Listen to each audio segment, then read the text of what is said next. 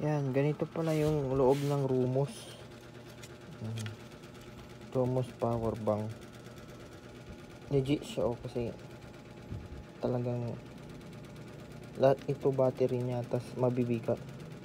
Binuksan ko siya kasi hindi siya nag-charge eh. Rumos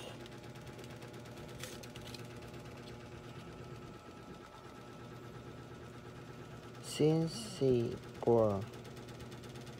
Ayan. Bali ang man niya ay 10,400 mAh. 10,400 mAh. Ang 2.1 yung output niya, tapos 2.1 din yung output ng isa. Bali dalawa ito eh. Yung isa yun, tapos yung isa naka-charge.